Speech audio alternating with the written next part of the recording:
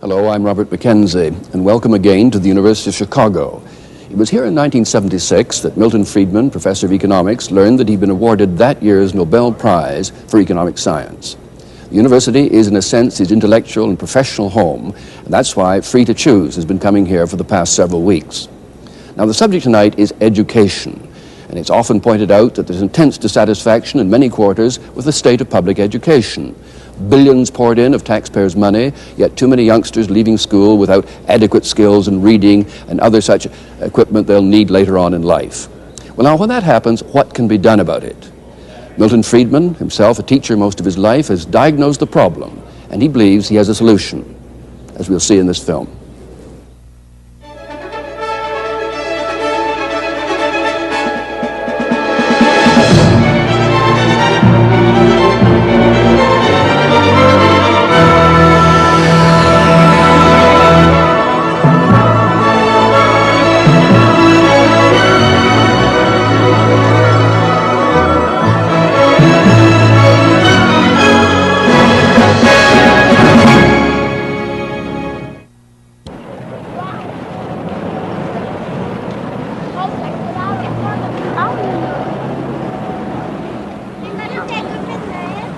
These youngsters are beginning another day at one of America's public schools, Hyde Park High School in Boston.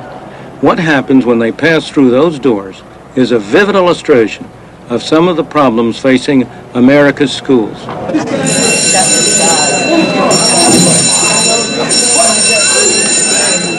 They have to pass through metal detectors.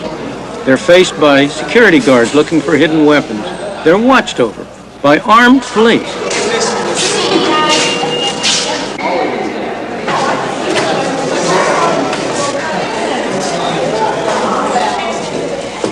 Isn't that awful?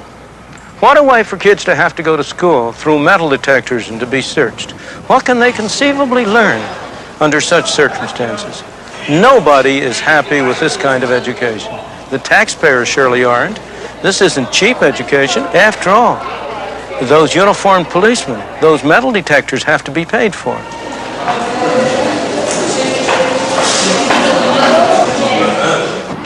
And what about the broken windows and the torn school books and the smashed school equipment? The teachers who teach here don't like this kind of situation. The students don't like to come here to go to school. And most of all, the parents. They are the ones who get the worst deal. They pay taxes like the rest of us. And they are just as concerned about the kind of education that their kids get as the rest of us are. They know their kids are getting a bad education, but they feel trapped. Many of them can see no alternative but to continue sending their kids to schools like this.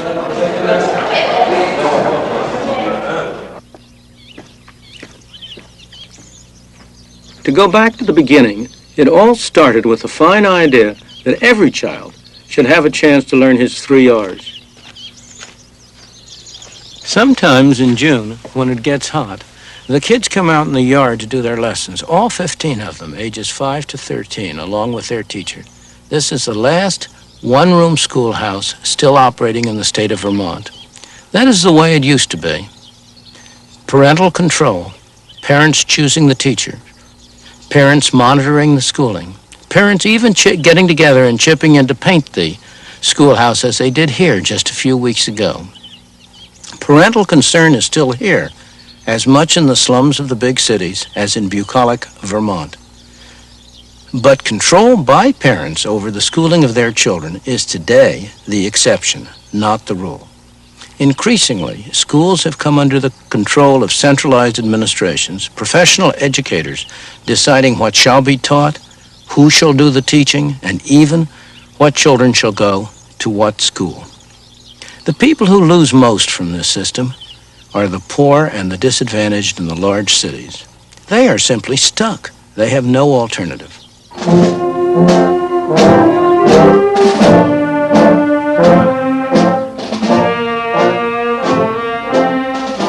Of course, if you're well off, you do have a choice. You can send your child to a private school, or you can move to an area where the public schools are excellent, as the parents of many of these students have done.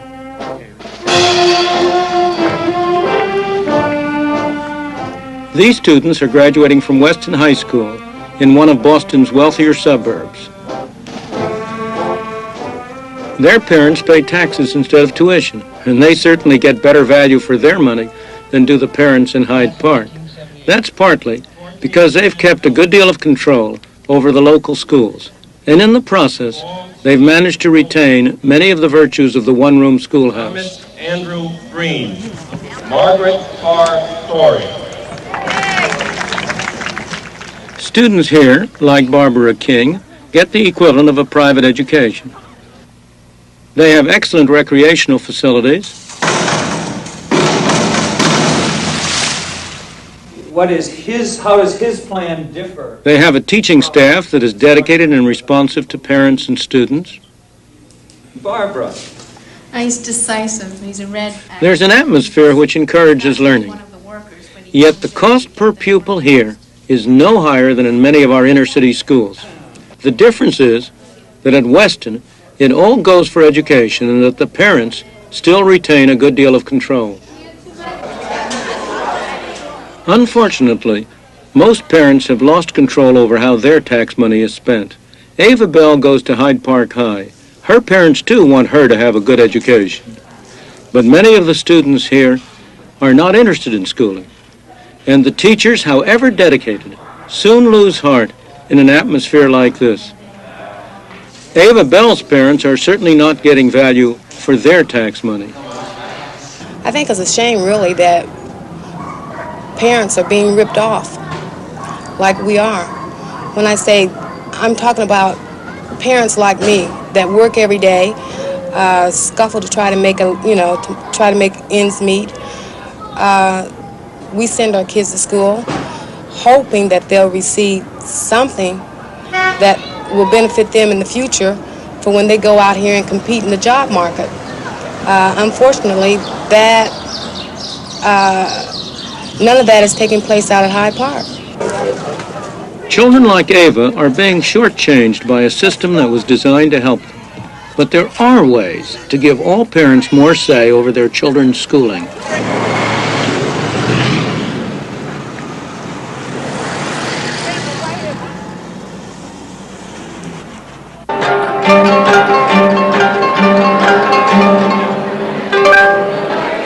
This is a fundraising evening for schools supported by a voluntary organization, New York's Inner City Scholarship Fund. The prints that have brought people here have been loaned by a wealthy Japanese industrialist. Events like this have helped raise $2 million to finance Catholic parochial schools in New York. The people here are part of a long American tradition. The results of their private voluntary activities have been remarkable.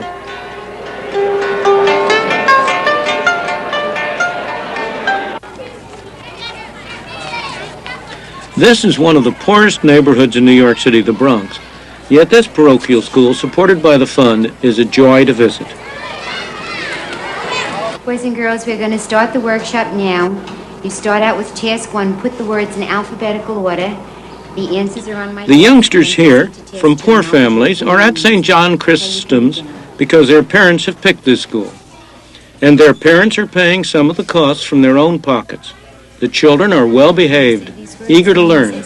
The teachers are dedicated. Behavior, consistent, contrary, destruction. How old are you, honey? 6. 6. What are you working on?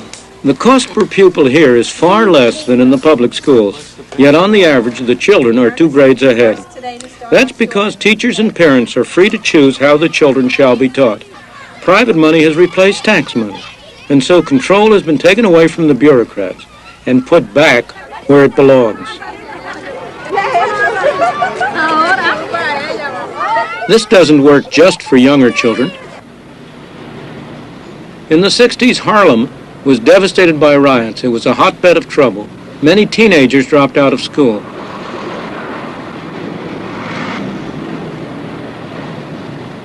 Groups of concerned parents and teachers decided to do something about it. They used private funds to take over empty stores, and they set up what became known as storefront schools. One of the first and most successful was Harlem Prep.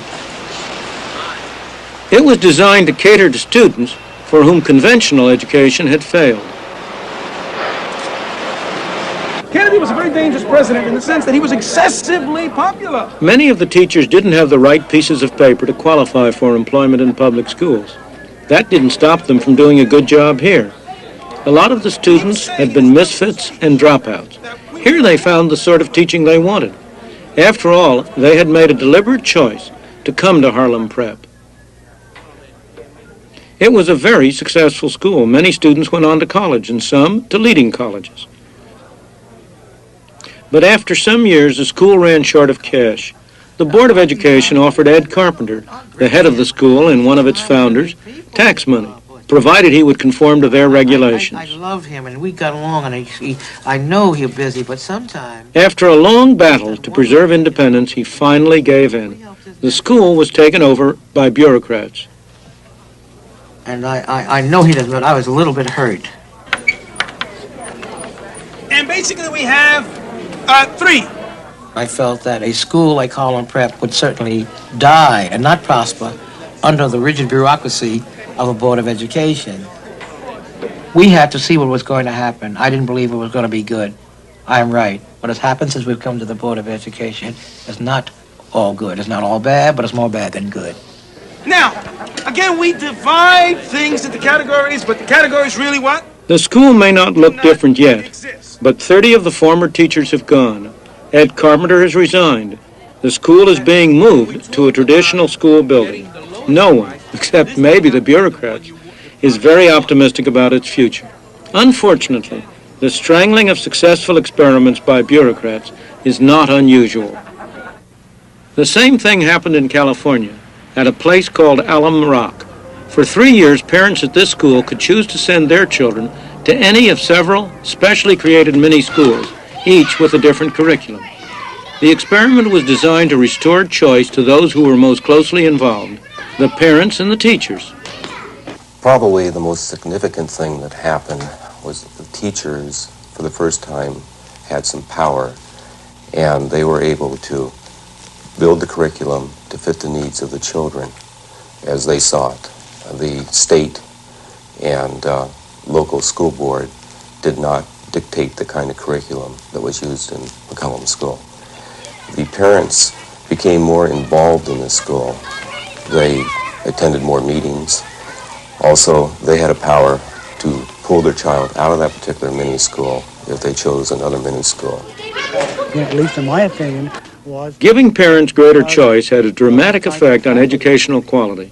In terms of test scores, this school went from 13th to 2nd place among the schools in its districts. But the experiment is now over. When school resumed after the summer vacation, this was just another public school, back in the hands of the bureaucrats.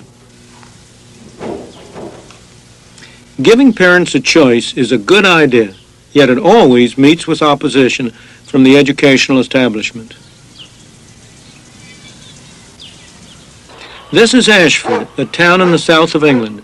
For 4 years, there have been efforts here to introduce an experiment in greater parental choice. Parents would be given vouchers covering the cost of schooling. They could use the voucher to send their child to any school of their choice.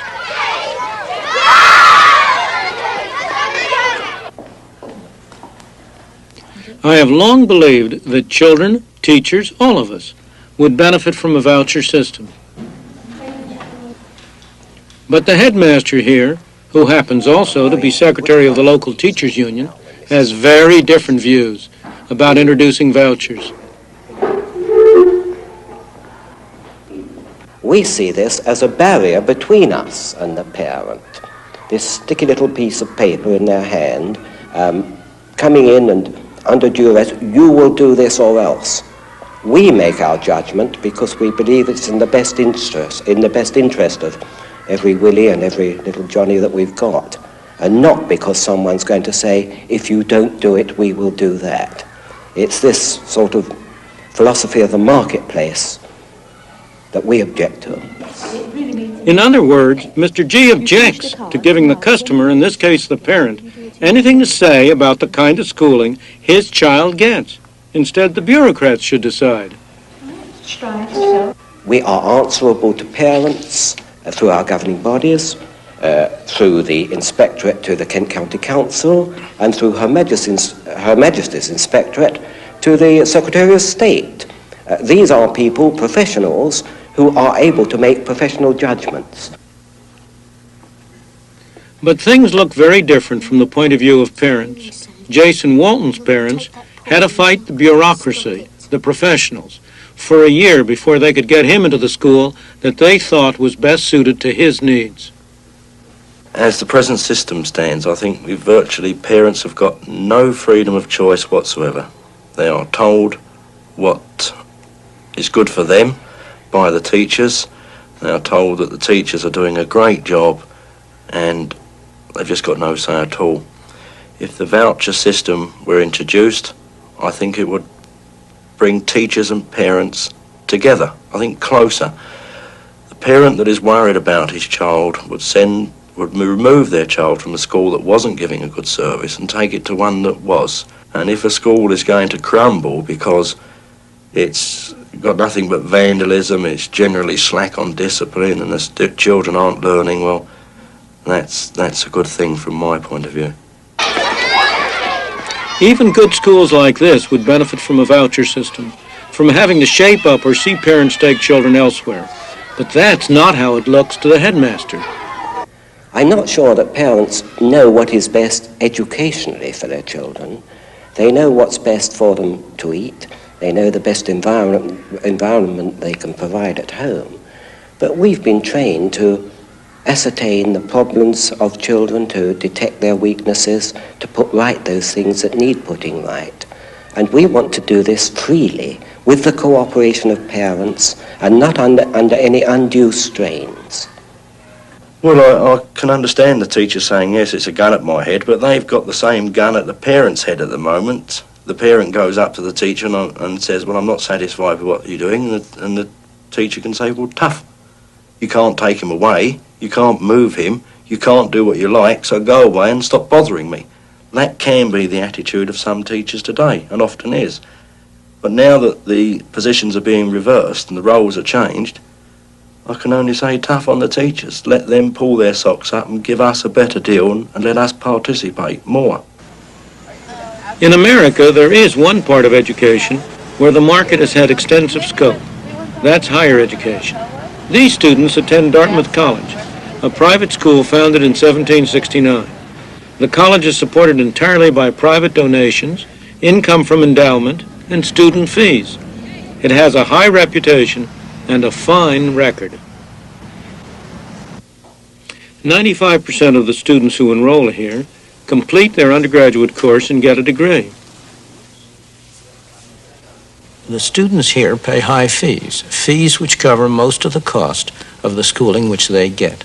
Most of them get the money from their parents, but some are on scholarships provided either by Dartmouth or by outside sources. Still others take out loans to pay the costs of schooling, loans which they will have to pay back years later.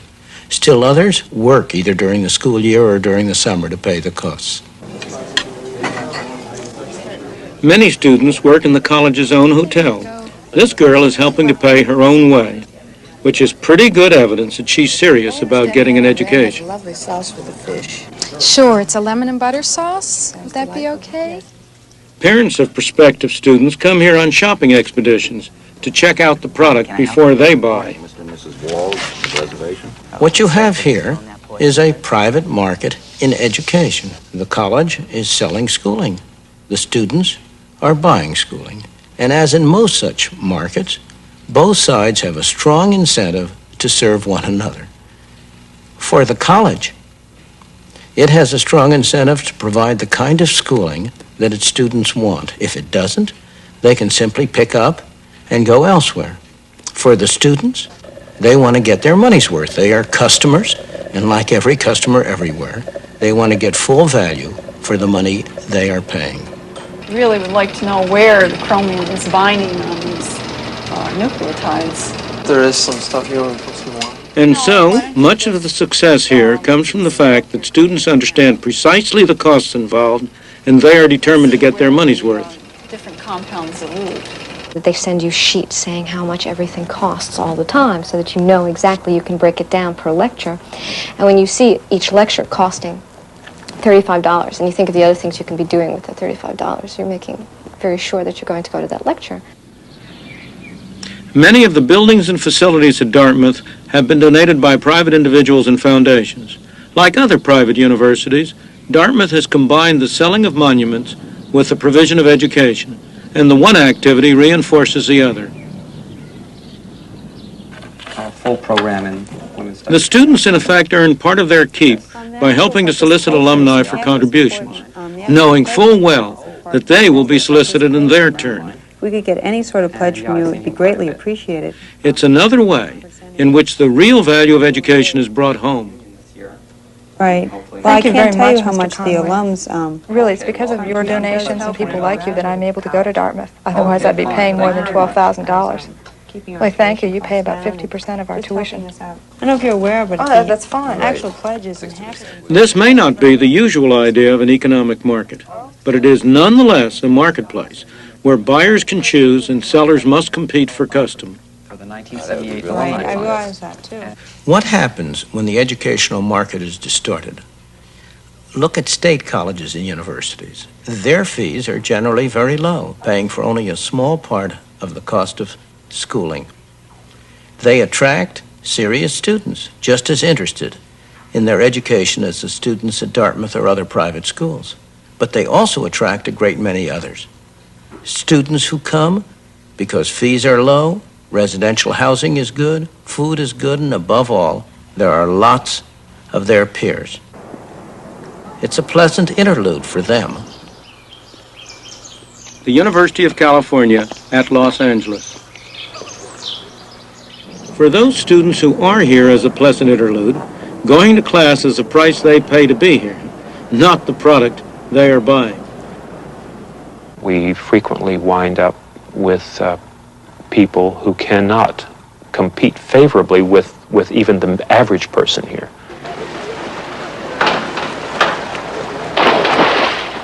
There is a magnet here for everything. We have the best weather, practically speaking, in the country. Hollywood is here, Beverly Hills is here, the social scene, the television industry in this country is centered here.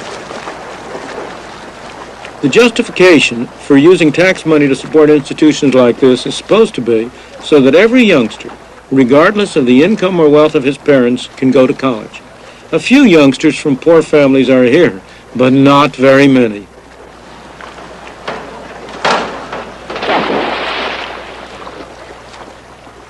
Most of these students are from middle and upper income families, yet everybody, whatever his income, pays taxes to help support these institutions.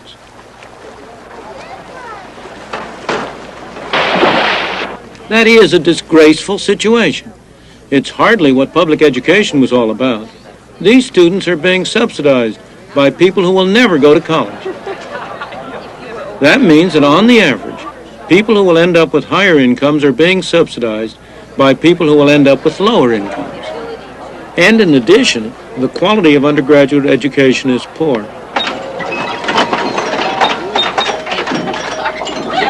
Undergraduate teaching is not what UCLA is famous for.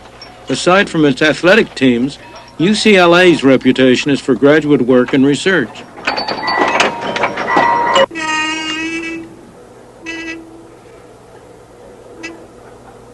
Faculty members have every incentive to do research. That's the way to advance in their profession. They have much less to gain by good teaching. I think we ran well over, didn't we? Appreciate everybody staying. We will have our examination on Tuesday. Only about half of those who enroll at UCLA complete the undergraduate course. Compare that with the 95% at Dartmouth who finish the work for their degrees. What a waste of student time, and what a waste of taxpayers' money.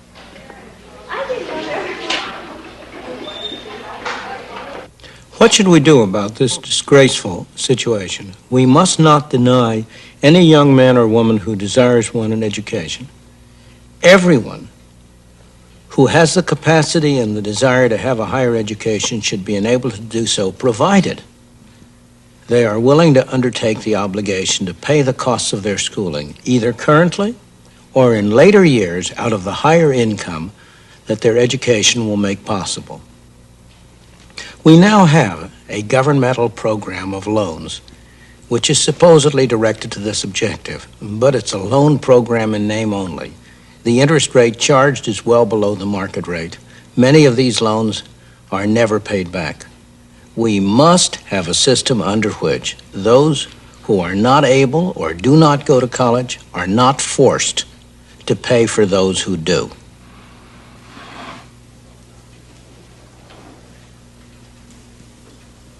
As we've seen, the market works in education. When people pay for what they get, they value what they get.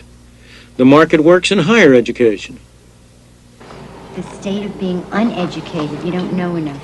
It can also work at the level of primary and secondary education. Ignorant, right.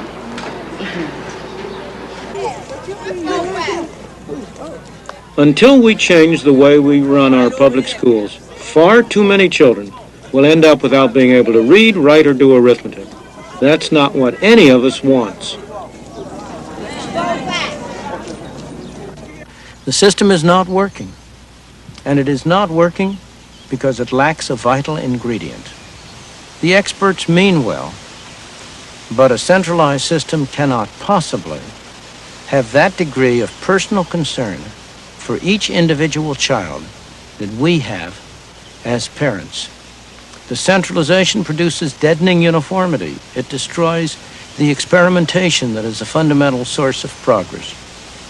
What we need to do is to enable parents, by vouchers or other means, to have more say about the school which their child goes to, a public school or a private school, whichever meets the need of the child best.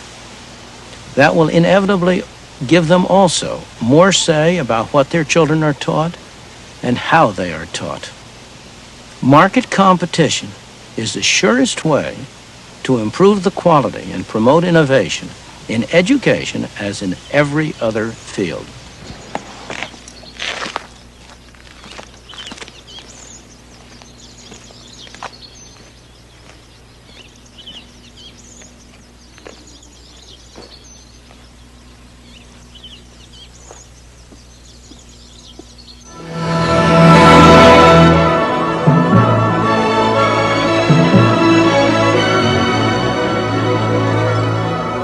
The distinguished guests tonight are all intimately concerned with the world of education.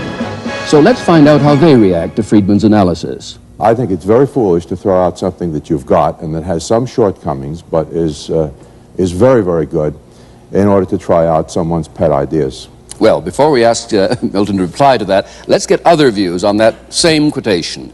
Market competition is the surest way to improve the quality and promote innovation in education. John Coons. Well, of course, there's enormous evidence that that is exactly right. And we see it in the case in California that I observe every day of low-income children whose families are making great sacrifices to go to schools that operate at a third of the cost of public education and are turning out kids who are performing and are learning and achieving at very high levels. On the other hand, I wouldn't want to suggest that unlimited competition is the answer to every problem. And indeed, the whole definition of competition is very ambiguous. It seems to me that if one is truly interested in liberty, which I think is the ultimate value that Milton Friedman talks about, one has to be very careful how he structures the kinds of subsidies that are proposed for education so that you do not wind up with the poor in one kind of school and the rich all in the other, and very little liberty for low-income people left over, which is what I think he has in mind. That is, I don't think he has that result in mind. He has the hope in mind of liberty, but that it's going to need a certain kind of tailoring before it works that way. I think your remarks about free competition are very unfair for a very simple reason. You cannot have free competition where one group of schools must accept every single student who comes along, no matter what his physical or emotional handicaps or other problems. Whereas the very essence of a private school and your voucher school is that they're going to be able to keep out the students, and the finest schools that you saw in that film were schools that deliberately kept out the most difficult students. Of course you can have a wonderful school if you pick students who are whose parents whose parents are are so highly motivated that they're willing to spend more money and willing to go out of their way to do something like that. Now, the public schools have to take the handicap, must provide bilingual education, must engage in busing or other programs in terms of integration, must do all of these things, whereas the private school can come along and say, well, if your child has no problems, you know what we can do? We can offer you a school where you don't have to sit next to a child with these other problems. We're going to put you next to other children who are advantaged. I think in the real world there is no competition between private schools and public schools, because private schools, especially parochial schools, do not have to comply with federal and state mandates and constitutional limitations and things of that sort. Dr. Andrig. I think the part of the film that speaks to the greater parental involvement I agree with very enthusiastically. However, I think the solution is the wrong solution for the problem that you identify. I think the role of public education in a democracy is not akin to that of the marketplace. The purpose for the common school is not the same as the purpose for the marketplace. We are trying in our public schools to create a democracy, to create an educated electorate. If you're going to do that, you have to have the common school. How far do you accept his analysis of the present condition of the public education system? A pretty drastic analysis. Well, I think he's established three straw men that I think have to be challenged, with all respect, Professor Friedman. The first is that there is a profession of educators out there which is run amok. We have the most decentralized system in the world in American education. 16,000 school districts that are governed not by the profession, but by elected citizen representatives, most of whom are parents. Secondly, you long, as I would, for the good old days of the one-room school in Vermont. That school served a small proportion of the youngsters for a short period of time, and those days will never come back. Third, you use as an example of American education a troubled high school in an urban center. In your bailiwick. In my bailiwick, which is not typical of where the American student goes to school, first of all, and secondly, is not typical of the city of Boston. And I do think it's important to point out that that particular school, at the time that you took the filming there, or your production crew did, was in the middle of a desegregation process that was not anywhere remarked about in the film. So it was not a typical example either of education in America or of education in Boston. The one unsurprising thing about these comments is that all of the opposition to allowing the market work comes from people who have a very strong vested interest in the present public school system. I am not proposing, we are not proposing to destroy the public school system. We are only asking that the public school system should be free to compete, should be open to competition. If it is really as good as you people make it out to be, it has nothing to worry about. Now, in terms of your comment, of course there's a great deal of decentralization. We showed a very good school in this film as well as a very bad school. There are many good schools. And the more decentralized the control, in my opinion, the more satisfactory is the schooling. The real problem is concentrated in those areas where decentralization is broken down, where you have moved to much greater centralization, much greater control. And the main trouble areas are in the large cities. That's why we picked that school to show. In response to the question of the excellence of the schooling that's coming, I think there is nobody who can question the declining SAT scores, the declining scores on exams, the declining performance in the schools, the fact that there is widespread dissatisfaction, that many schools, not all schools, some schools in urban areas are more accurately described as centers to keep people off the street than as educational institutions. When you have a free market, there are dangers that go along with that market. Now, we know that there are people in our society who buy consumers reports, and there are people who do a great deal of research before they buy something, and there are other people who are taken in by the crass commercials and an instant appeal to give them some sort of a gimmick with a thing. And I think that the evidence is pretty clear that if you take middle class and wealthier families, they're going to do a good deal of research. They may very well be able to invest some additional money of their own to take some inconvenience. And if you have an open system of this sort, it may very well be that the poorest parents are going to have to take what is most convenient for them, what is going to fit in with their own work schedules, what is not going to require additional sums of money. And there is no doubt in my mind that you set up a system of free choice of this sort, you're going to end up with the poor in one set of schools of their own on the basis of a good deal of gimmicks that will be offered. They're ignorant. Excuse me, Mr. Shanker, I want to ask you one question.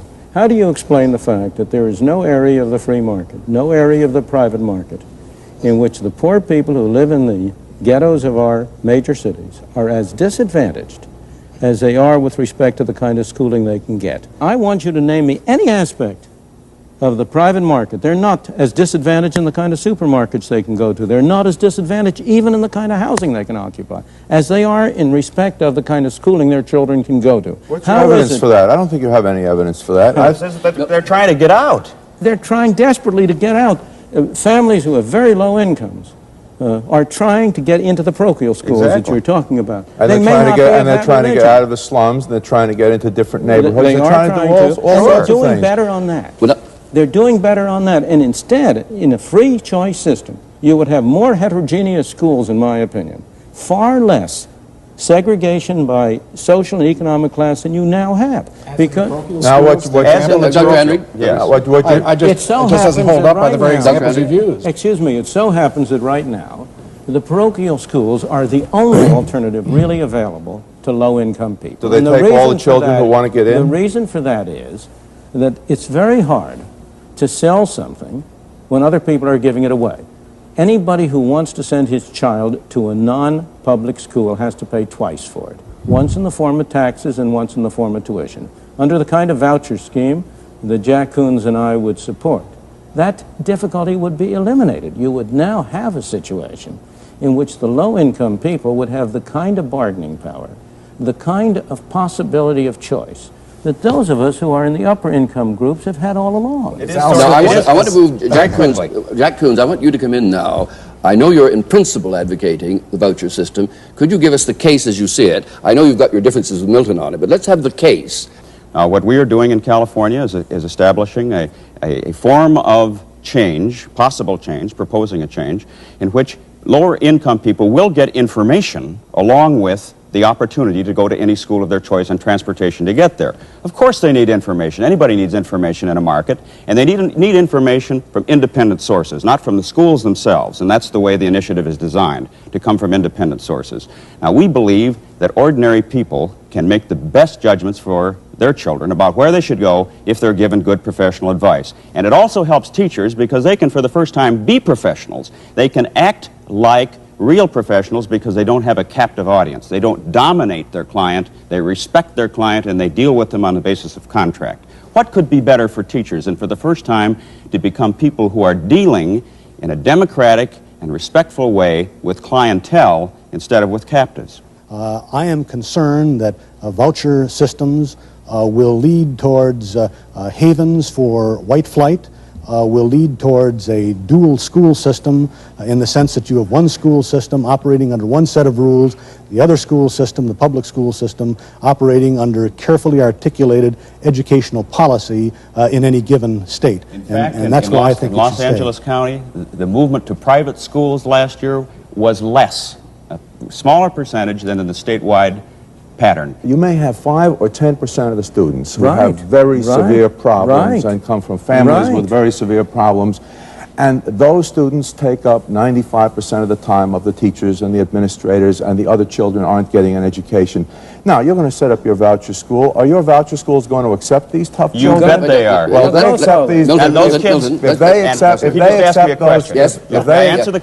accept those children, I'll tell you what's going to happen. Okay, you tell me and then I'll tell you. What's going to happen is that the parents of all the other children are going to move right out and go to another school, because ultimately you're going to have to deal with hardcore problems. John Coons. Whether it's in a private school or whether it's in a public school. In other words, that kid isn't tough in the school that he's in because he's stuck there. He's just a rotten, tough kid. He may be a kid with a lot of problems, not rotten. You can't imagine a situation where if he were given choice and allowed to go to a school that he liked and to which he would connect emotionally, that he would no longer be a troublemaker, but that he would like to stay in a place where he has chosen and would therefore do what is necessary to stay there and to learn. You know, I don't think you've been near schools or classrooms for a Thanks heck a lot. of a long time.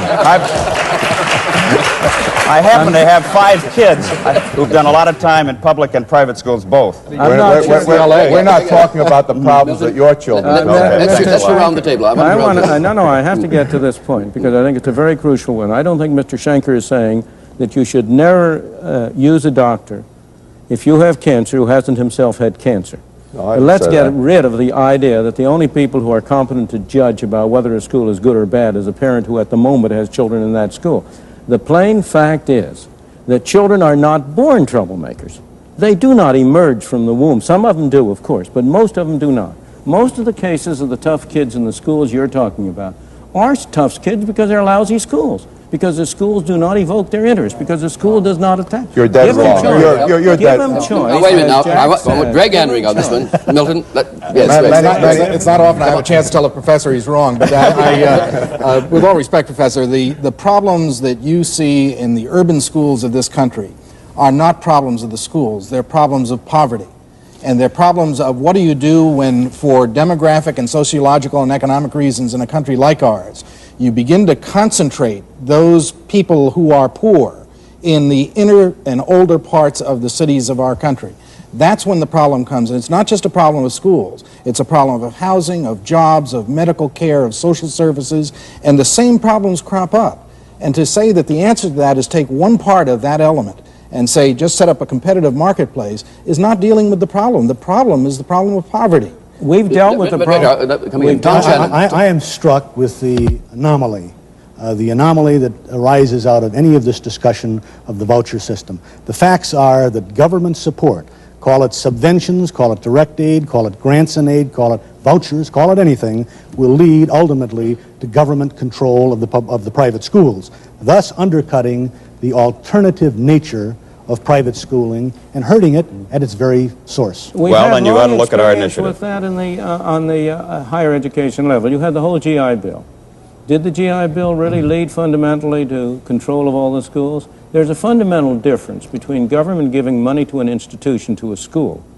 That does lead to control directly. And government giving money to people to use. The food stamps don't determine what people buy with their food stamps. They may be a good or a bad program. That's not my point. My point is that don't underestimate the crucial difference between making money available to parents to spend as they choose to exercise their judgment and making money available to institutions like schools, which they spend subject to all the conflicts which they have with school teachers and others. You use Dartmouth as an example. And I think the concerns that I have about the voucher systems, the various ones proposed, is not with the one applicant that can get accepted to Dartmouth, but with the 8 applicants that don't get accepted to Dartmouth. What's going to happen to that group of youngsters? You can have a situation in the free marketplace where everybody takes the cream. But what about the youngster that doesn't measure up? What about the youngster that's a risk? It seems to me that some of the greatest leaders of this country were people that would have been rejected by Dartmouth and most of the Ivy League schools. Let's get other views on this, then we'll come back to you. I just want to comment, because I have to comment on 2 points, the one he made earlier about poverty and this one. But on this one, Dartmouth is one of the best examples of the private schools. UCLA is one of the best examples of the state schools. That's why we chose them. There are many other private schools which are not as selective and are available to people who can't make the Dartmouth cut. There are many other public schools, state schools, that are less advanced than UCLA and the California system. There are all sorts of grades of schools. But the difference between the two is the same at lower levels. Now, I do want to make one comment going back to your poverty thing, and that is that, first of all, other programs in this series deal with the issues you've raised. But second, do not underestimate the role which bad schooling provided by our present governmental mechanism has played in creating poverty. It's been a major source, particularly among black and white teenagers coming up to the slums. It's been a major source of their difficulties of getting out of the trap of poverty. So it's not a one-way relation between poverty and the schools. The schools have themselves bear a great deal of responsibility. The reason the schools bear it, and it isn't the schools directly, it's that we don't put enough resources in for children who need special and additional help because they are not getting it in their homes, or they're not getting the same sort of support in home and community as middle-class kids do. And then we wait until a child is 16 or 17 and drops out, and then we provide a youth employment program for them where we spend between $5,000 and $10,000 to try to undo what could have been undone in the first, second, and third grade if we had a decent investment in the public schools. I have never yet known anybody who was trying to defend a government program who didn't say all its evils came from the fact that it wasn't big enough. Now, the fact is, Would you think the children with problems need the same amount of education and the same amount of investment as children who don't have special problems? Facts. The number of students in schools has been going down. The total expenditures on schools, allowance being made for inflation, after allowing for inflation, has been going up. The number of pupils has been going down. The number of teachers have been going up, and by all accounts, the quality has been going down. Actually, just a minute now. You know that the economics have taken a few students out of the class doesn't reduce costs. We got on to higher education, and I don't want to leave it without getting the rest of Milton's thoughts on it. In particular, you seem to be coming to say at the end of the film that the right answer is a system of realistic loans where people therefore know what it's costing rather than trying to hold down college fees and that kind of thing. Absolutely. Yeah, and I think that the higher education is the most disgraceful example on the record. I know of no governmental program that seems to me is so unfair and disgraceful in imposing costs on low-income people to benefit high-income people. We in the upper and middle-income classes have conned the poor in this country to supporting our children in going through college and university, and we scream to the treetops about how disinterested and how public-spirited we are. We ought to have a system under which everybody who wants to go to college can go there. He has to pay his own way, either now or later on. And the schemes I have in mind, if we developed them more fully, and as I have in other contexts and other areas, are along the line of the Educational Opportunity Bank that Professor Zacharias of MIT and a commission appointed by President Johnson came up with as a way of enabling students to finance their own higher education without facing the problem you raised of ending up with a large dollar debt. I do think that, Dr. Henry. With some trepidation with the professor, I raised the question of taxation. That is that I agree that we need better loan systems than we have.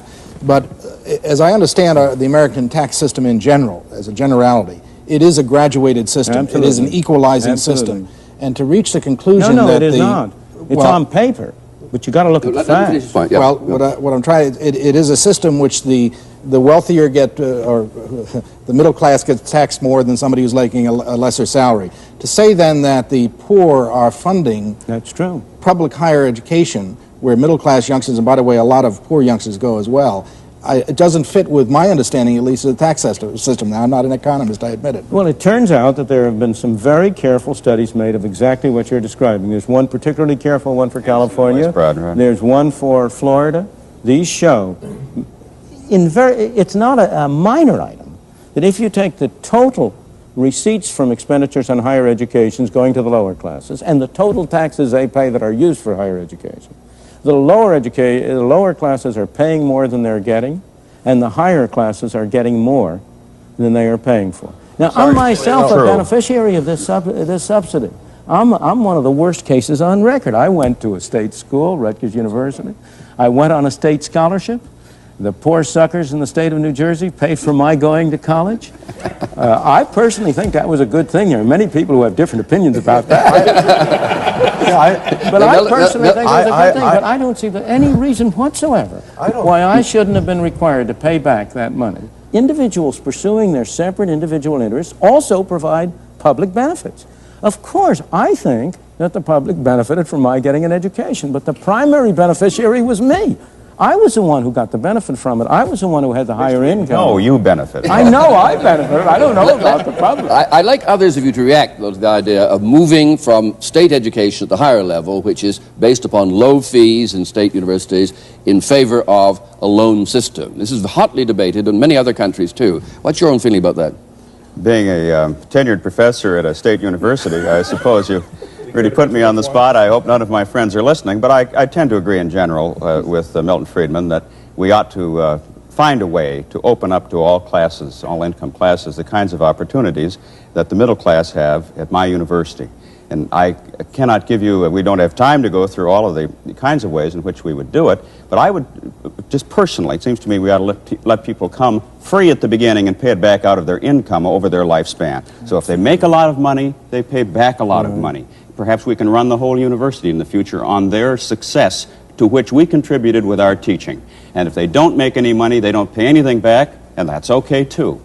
And you ought to anything share that in the would- losses if they Exactly. I can't think of anything that would frighten poor people more than the thought at the end of the 4 years or 6 or 7 or 8 years of higher education, they have this albatross around their neck. Only if they're rich. There's no Only if they worry become them in the rich. future. There's no albatross. Would you say the same thing about people who start businesses? You've got millions of people in this country who start private businesses every year. Many of them lose money. Many of them make money. Would you say that nobody is going to start a business because he might end up with an albatross? You want to let people decide that for themselves. What I really want to know is a very different thing. How do you justify taxing the people in Watts to send the children from Beverly Hills to college? That's a demagogic statement, but it happens to be empirically a correct statement. How do you justify it? Well, I don't know how we justify taxing all the people of this country to send the GIs under the GI Bill, but I'm very grateful that we did it. I don't know what this country would have done in the post-war period without a huge number of educated people in a whole bunch of fields that opened up after that. And I doubt very much that the GIs would have come back at the age that they were and everything else, and would have decided that now they're going to take out loans in order to go to college. Yes, they were poor, and they went because they had government support to go and because basically there were a lot of state-supported low-tuition schools. And if you didn't have the state schools and if you didn't have the government support, we would have been without those people, and I don't know what would have happened either to our strength or to our economy without that. The history of this country goes back a little bit before 1945. It goes back 200 years. State schools, universities, were a minor part of the total higher educational system for a long time. That educational system did generate a great many educated and schooled people, a great many people who made great contributions to this country. What percentage of people went to college before World War II in this country? The percentage that was going to college was going up and rising. You know, let me tell you another statistic. I hate to introduce statistics, but let me tell you one more thing. Do you know that the percentage of the students at private universities who come from low-income classes is higher than the percentage of students at state universities, at government universities that come from the lowest income classes? Yes, they're there with government assistance.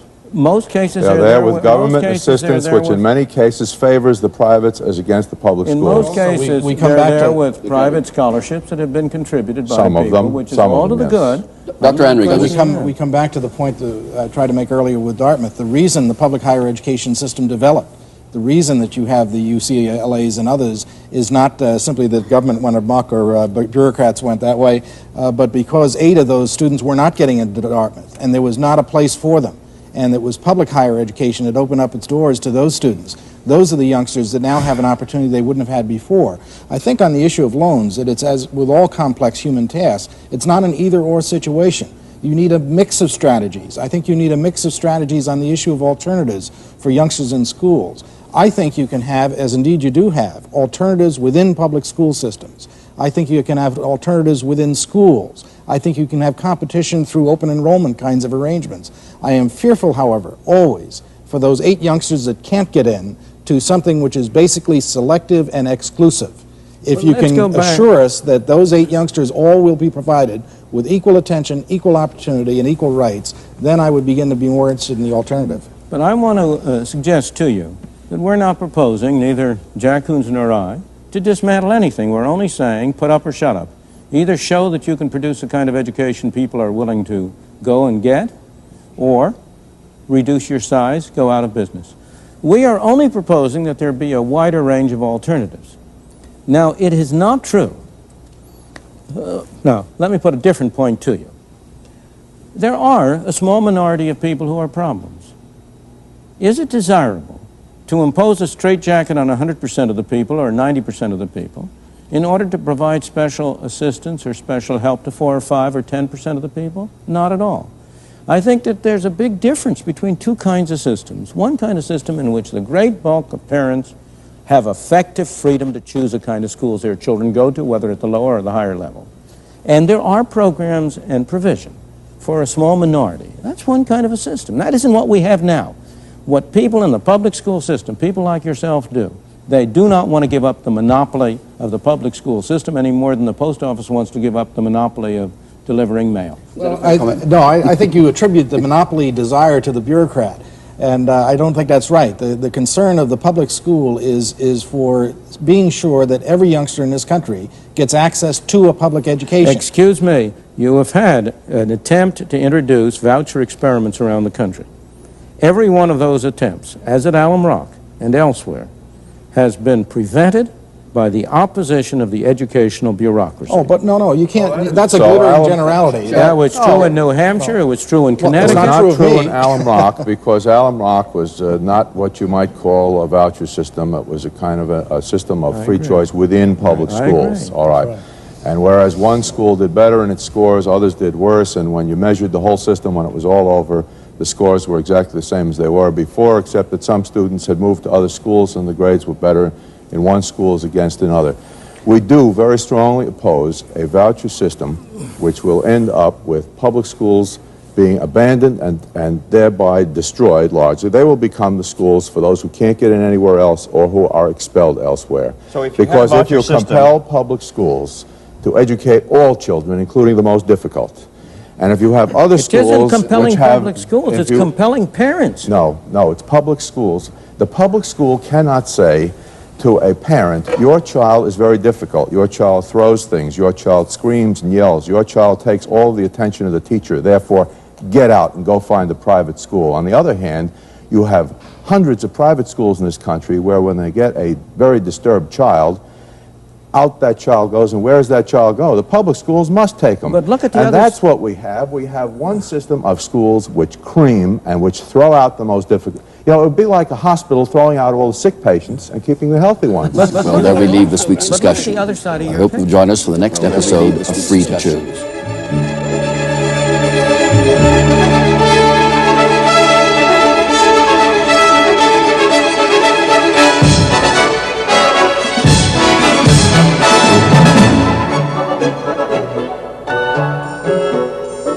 Should consumer protection agencies have the right to decide for us what we eat and drink and wear? Should government bureaucrats have the power to rule on what medicines doctors are allowed to prescribe? Or should we all be free to decide for ourselves? Don't miss Free to Choose next week.